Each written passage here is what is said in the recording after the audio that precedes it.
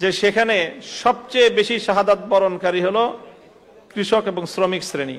আমরা এটাকে নিছক কোনো একটি গোষ্ঠীর মধ্যে শাপলার চেতনাকে, শাপলার অংশগ্রহণকে সীমাবদ্ধ রাখতে চাই না। অনেকে মনে করে শাপলার শাহাদাতের ঘটনা এটা শুধুমাত্র মনে হয় মাদ্রাসার ছাত্র এবং শিক্ষকদের।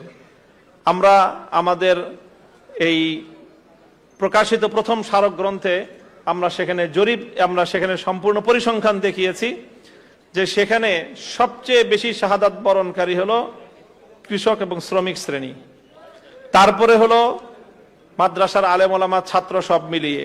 এখানে বুয়েটের ছাত্র থেকে নিয়ে শুরু করে ট্রাক ড্রাইভার পর্যন্ত, স্কুলের ছাত্র থেকে নিয়ে শুরু করে মাদ্রাসার ছাত্র পর্যন্ত, সমাজের প্রতিটি শ্রেণী এবং পেশার মানুষ এই শাপলার শাহাদাতের মিছিলে শরিক আছে। সুতরাং বলা যায় বাংলাদেশের ইতিহাসের একটি গণ আন্দোলন এবং গণসম্পৃক্ত যেই একটি চেতনা, সেটাই হলো শাপলার চেতনা।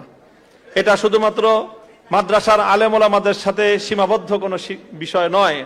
শাপলার শাহাদাতের এই মিছিল আগামীর বাংলাদেশের জন্য যেই মুক্তির পথরেখা তৈরি করে দিয়েছে, ইনশাআল্লাহ এ পথে চলে ঐক্যবদ্ধ বাংলাদেশকে রক্ষা করবে, বাংলাদেশের মুসলিম জাতিসত্তার ঐতিহ্যকে রক্ষা করবে, বাংলাদেশের স্বাধীনতাকেও রক্ষা করবে ইনশাআল্লাহ।